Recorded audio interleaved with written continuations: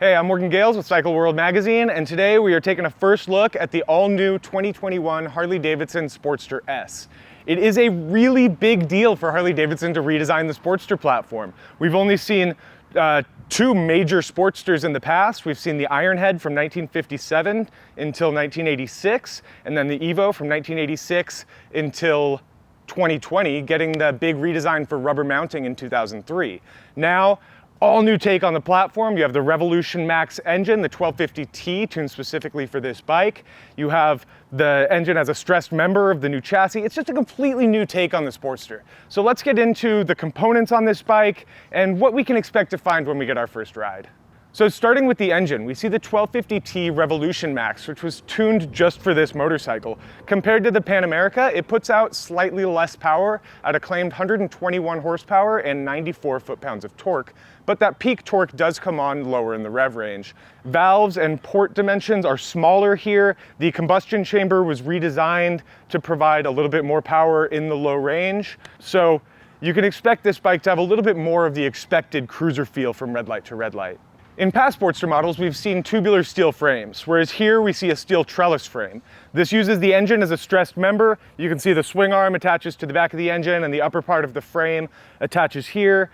It's a big change. The tubular steel frame of the past was easily modified, and that was a big perk. This is going to be lighter weight. We imagine it'll be stronger with the engine as the stressed member there. But again, it's moving away from home customization toward higher performance. Getting into the suspension, up front we see a upside down fork, 43 millimeter, three-way adjustable.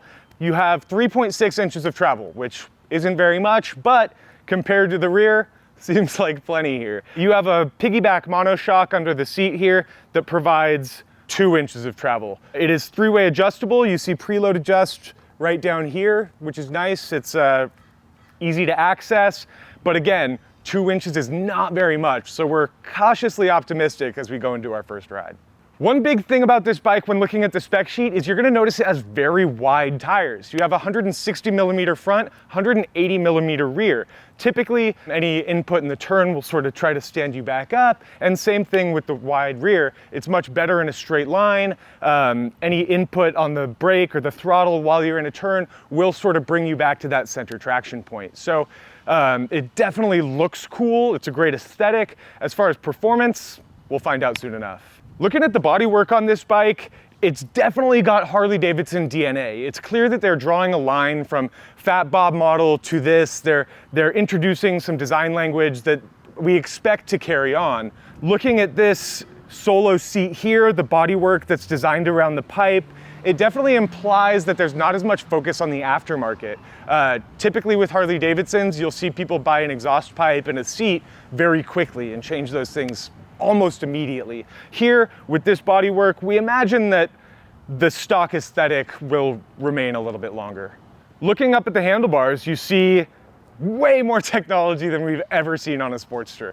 Obviously, there's a lot of bleed over from the Pan Am here. At the handlebars, you have tons of buttons. It looks just like the Pan Am's controls. You have the all-new 4-inch TFT display. It is not touchscreen, but it is bright, easy to read. You have 3 ride modes that are changed through there. Those control power delivery, engine braking, cornering enhanced ABS, and cornering enhanced traction control, which are all part of Harley-Davidson's Reflex Defensive Rider system that's included on this bike stock. You have Bluetooth connectivity, you have turn-by-turn navigation, you have media control through here, you have menu control on the left side here, heated grips come standard. It's very much what you expect from a 2021 high-tech modern motorcycle at the handlebars. And though we've only been able to flip through it briefly, it seems pretty easy to navigate.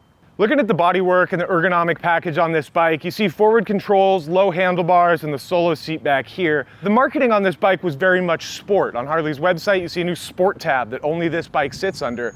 But those forward controls and the seat back and the stretch like this is not very conducive to moving your body around for sport riding.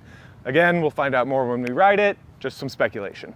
The all-new Sportster S is available in Harley-Davidson dealerships starting fall of 2021. We have this stonewash white pearl color and the midnight crimson, which add $350 to the vivid black's $14,999 MSRP.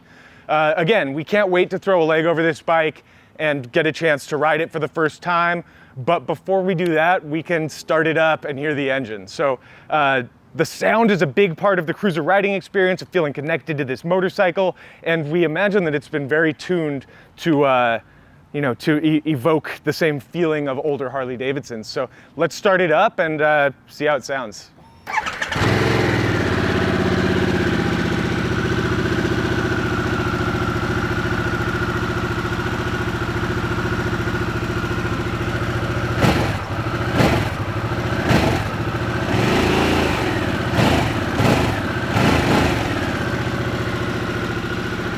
All right, sounds pretty good.